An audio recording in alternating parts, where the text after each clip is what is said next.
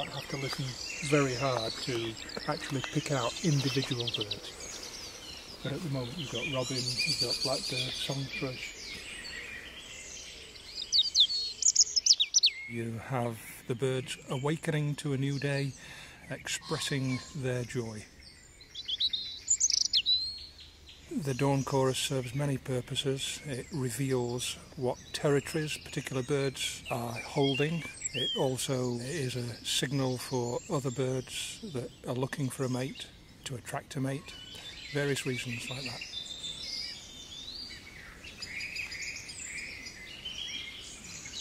And the song thrush going, repeating notes 3 or 4 times, and then it'll go on to another note and then repeat that 2 or 3 times, whereas the blackbird is more of a melodious, fluty.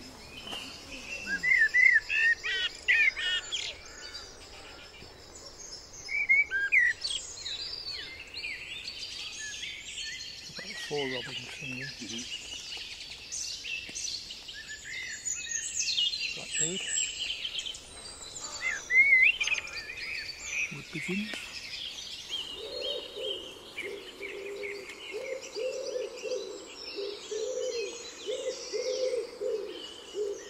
In the spring, obviously, when they're mating, they're trying to attract the mate, and birds from thick undergrowth, they've got a very nice song, and you often find that the best song comes from birds that are in the thicker undergrowth, and the dullest birds, like a nightingale, is a very dull bird, but it's got a beautiful song.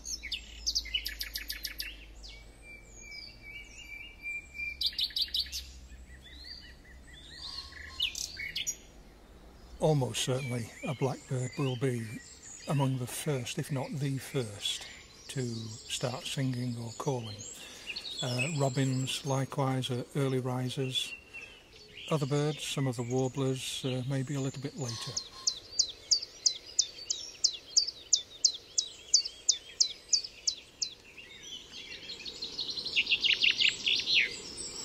Blackcap singing now over in the woodland.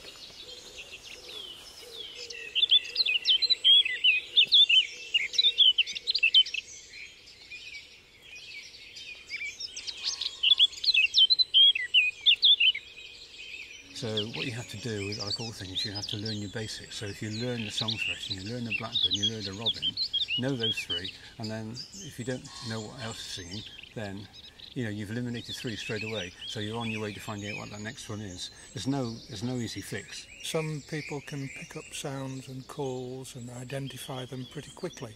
Others, no matter how many times they've heard it, they'll keep on saying, well, what's that bird? What's this one? Is this a tone deafness thing, is it? It is something like that, yeah. Oh, there we go. First one in.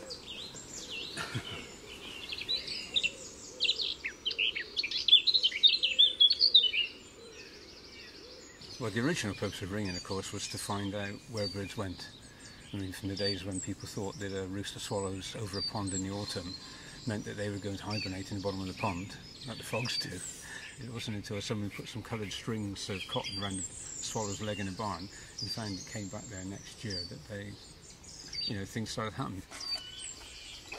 A shuffling duck, they call them, because they don't walk and they don't run. They sort of shuffle along and flick their wings constantly. And there we go.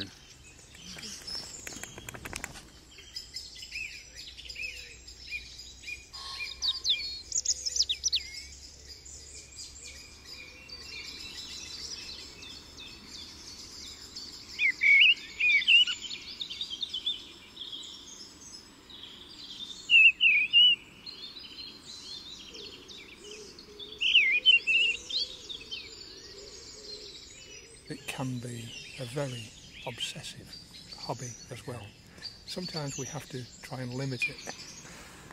What our wives do. Once it's in your blood, it just sticks with you all your life, and it's a wonderful way of getting out and about, isn't it, as well, and seeing different parts of the countryside.